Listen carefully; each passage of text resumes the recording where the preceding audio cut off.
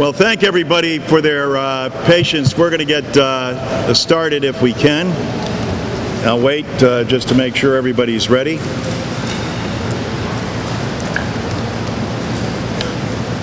And we're being joined by the Mayor of Hartford. And thank you, Mayor, for joining us. Well, I want to start by thanking Chairman Schuster, who is in this neck of the country, as he does frequently, visiting the Northeast Corridor and looking at a number of its infrastructure concerns. And very honored that he could join us this morning and do a drive-by tour of the number of issues that are important to the Mayor of Hartford, including the Etna Viaduct right behind us, including the whole issue of rail connections, especially high-speed rail, where the Mayor and Congresswoman DeLauro and I all share a keen interest in its future success. And Chairman Schuster is the leading authority and supporter of making sure that, with respect to Amtrak and the monies that go from the Northeast, stay in the Northeast so that we can continue to fund infrastructure projects that make sense and allow us to keep this economy moving. We also had an opportunity to stop at Coatesville, and from the top of that historic dome, we're able to look at the 91 corridor issues and also the issues that both the Mayor of East Hartford and Hartford share with respect to the levy, and allowed us to look at the system both in terms of the Mixmaster and the respective bridges from the Putnam to the Charter Oak to the Founders and Buckley that create a confluence for us that has created a transportation snag. And to those ends, aside from going to Augie and Ray's for a sandwich, we were able to both meet with representatives of the town of East Hartford and Goodwin College, and at United Technologies and Pratt Whitney. As you all know, of course, we're building new buildings, two new buildings, both in the Research Center and the new Global Center that Pratt Whitney is producing over there. So it's been quite a full morning, but we wanted to end here, and the chairman, as he remarked before, has been here more than once to Union Station. Again, a large advocate of transportation. Before you hear from the chairman, I'm going to call upon, first, I'm so glad that we're joined by our Deputy Commissioner. Commissioner Redeker couldn't be here with us today, but I want to thank you for joining us, and just a few words from you, and then we'll turn it over to the Mayor, and then Congresswoman DeLauro, and then our featured guest, Congressman Schuster. Is it good afternoon? No, good morning. Happy to be here. Quite a tour we had today where we saw many of the needs and discussed others of transportation in this part of Connecticut. We at the DOT have mobilized and are beginning to implement the governor's $100 billion Let's Go CT. And many of the needs that we saw today, whether it's bus rapid transit in East Hartford, better connections to Route 2, and of course high-speed rail here at Union Station, are all part of the program. However, our program cannot go very far, even though Connecticut overmatches consistently the federal funds. We need a long-term authorization for rail, bridge, and transit. There's no way we can go forward and rebuild our infrastructure without a federal partner. Thank you. The Mayor of the great city of Hartford, Pedro Segarra.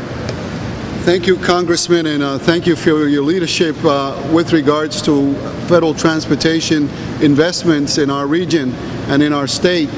Cities are where it's happening. Cities are where the majority of the economy moves, where the majority of the workers find themselves. But we have been victim to a federal transportation system that has been in place now here since the early 60s. 8491 were designed for about 50 to 75,000 cars per day. We get more than triple that amount on today's date. The city and the state with the assistance of Congressman Larson, has been making substantial improvements on some things that we have that could potentially be very important for our city, Coltsville being one of them.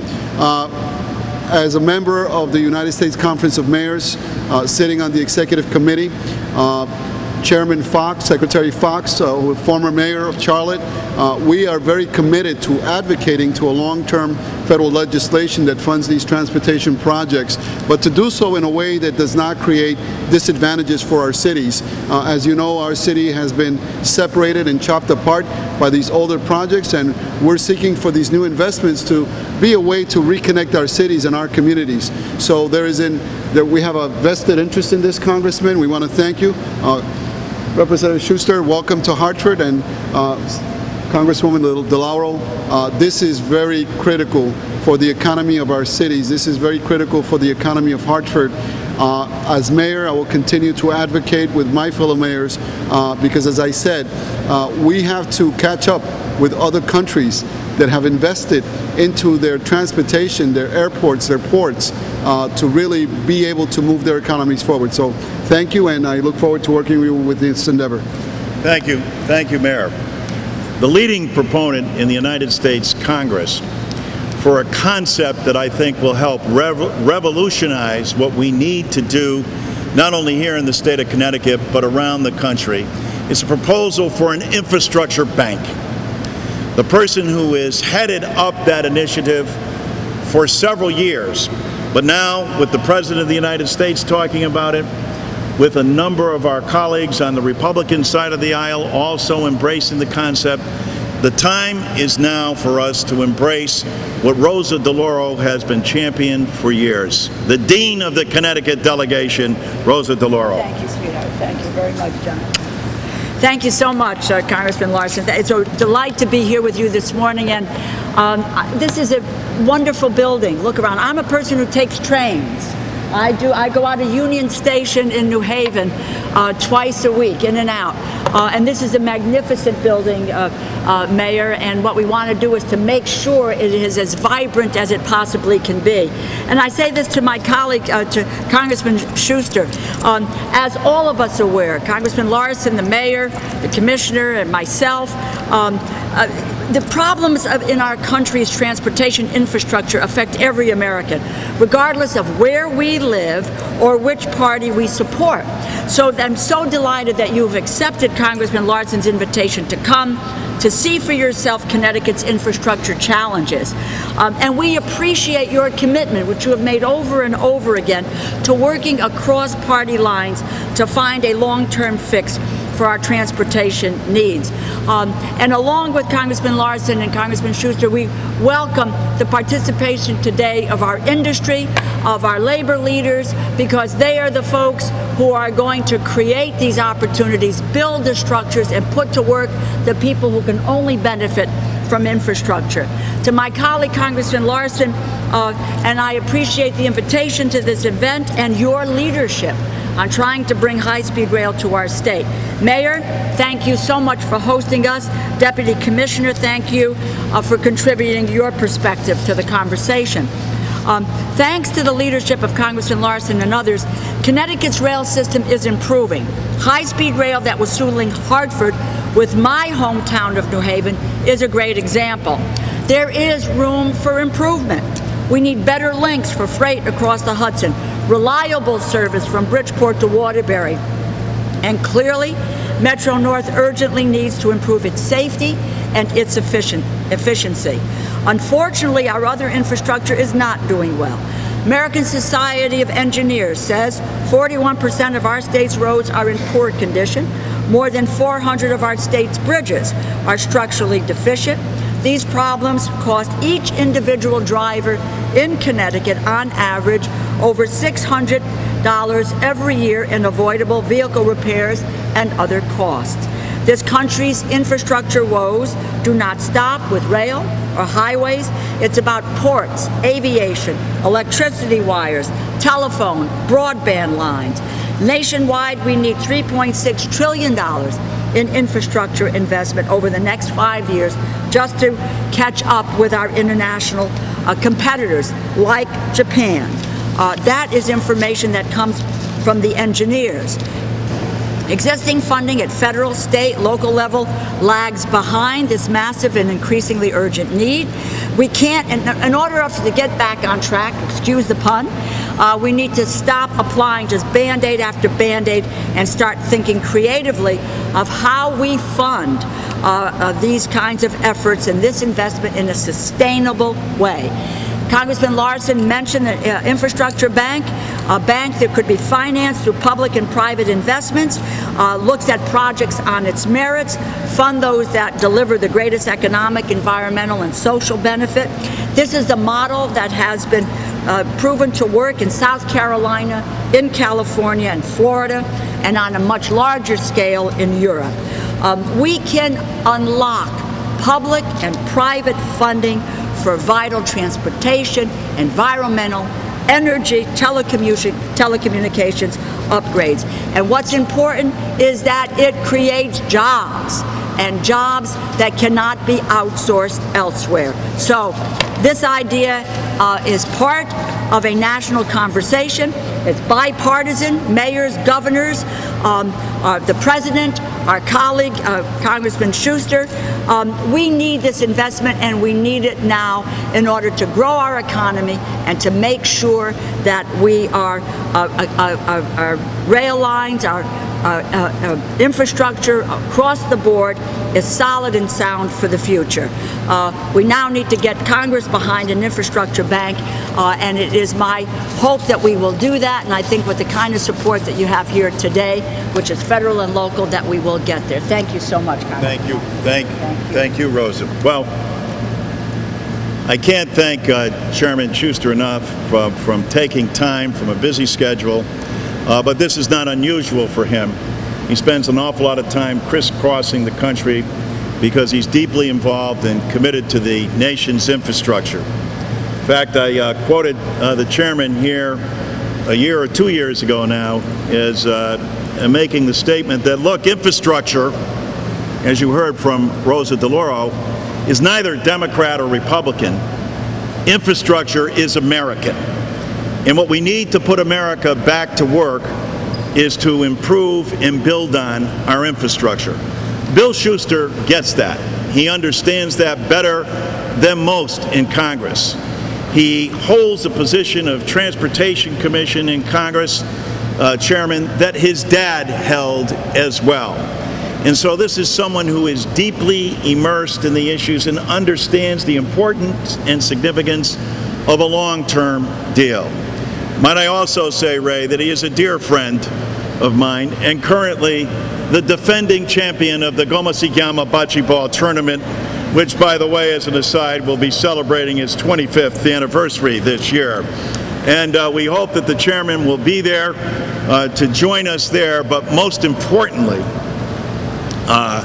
we stand with him as Democrats, as you heard from Rosa, in his efforts to come up with a long-term, comprehensive infrastructure program for this nation. I thank him for being here today and going to the various key points, whether it was highways, whether it was railways, whether it be riverways and levees, whether it be economic development, whether it be in airports or deep harbor, or as Rosa said, broadband. Bill Schuster has been a leader. Ladies and gentlemen, the chairman of the Transportation Committee, Bill Schuster. Thank you, John. I appreciate that, and I guess I'd say I'll be back to defend my bocce title. But no, thank you all very much. Rosa, thank you, Mayor, Deputy Commissioner, and of course John, my good friend, for having me here today. And he mentioned I do travel the country, and I come frequently to the Northeast Corridor. So before I talk about the Northeast Corridor, I have to have full disclosure. I am from Pennsylvania, but I'm from Western Pennsylvania. We're not on the Northeast Corridor. That corridor runs from Washington, D.C., through Baltimore, Philadelphia, New York, up to Boston, and through, of course, Hartford. But it's an important part of the United States. 18% of our population live on 3% of our land mass and produce 20% of the GDP of this country. So what happens in the Northeast Corridor affects the rest of America. If it's not positive, then it's hurtful to America. If it is positive, then it's good for America. So making sure that we are able to move people and goods around the Northeast Corridor, in and out of the Northeast Corridor, is absolutely critical to the health of the United States economy. So that's why I come back frequently. Today, taking the tour, trying to understand the needs here. And you've got one of the, of course, the biggest manufacturer in Connecticut, United Technologies, but it's one of the great manufacturers of the United States, whether they're producing the equipment for our military or whether they're producing a new technology for jet engines that fly people and cargo around the world. It's happening right here in Connecticut, so they're important. So again, coming here today, seeing what's happening in Connecticut, spending time in other parts of the Northeast Corridor helps me when we develop the policy that'll federal level will direct the federal policy. And we're working on that right now to get a 6-year bill, a long-term bill, which is critical. As the Deputy Commissioner said today and is talking with the Governor today, Governor Malloy, and there are 49 other states that are saying the same thing. The federal government is a partner with us to make sure our transportation system continues to be rebuilt and expanded where necessary. So being here, talking to the Governor, making sure I get their message as we go back to Washington, how we can be helpful, how Washington can get out of the way of the states to allow them to build these projects faster and with less money. So again, it's always great to be here, to be really in the heart of the Northeast Corridor. When you look at your roadways, you have some of the most congested roadways in the country because you live smack dab between Boston and New York. The rail system that goes through here, the Amtrak, we've passed a bill in the House that has significant reforms to Amtrak, letting the governors, letting the states have more say in how their dollars are working with Amtrak dollars, but also, as John said, keeping the profits of the Northeast Corridor on the Northeast Corridor. The people that ride the rails in the Northeast Corridor deserve that their dollars go back into the system so we can improve it and we can learn from the Northeast Corridor. Get it right here in the Northeast Corridor. Get these trains going higher rates of speed to get us places faster, and we can roll that out to the rest of the country. So again, it's great to be here. There's always something to learn coming to the Northeast Corridor, and I appreciate the opportunity. John, thank you. Rosa, my colleagues, we'll be back in Washington again trying to do a long-term bill to make sure we take care of the needs of America. So thank you very much, and I think we're taking questions. Well,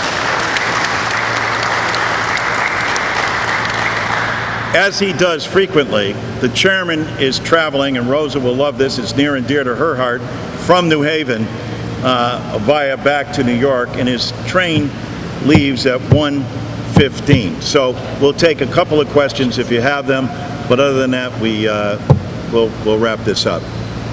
The train won't even wait for me. Well, listen, thank everybody very much. We greatly appreciate you showing up, and again, I can't thank Bill Schuster enough, the Mayor of Hartford, our Deputy Commissioner, and of course, my dear colleague and friend, Rosa DeLauro. Thank you all.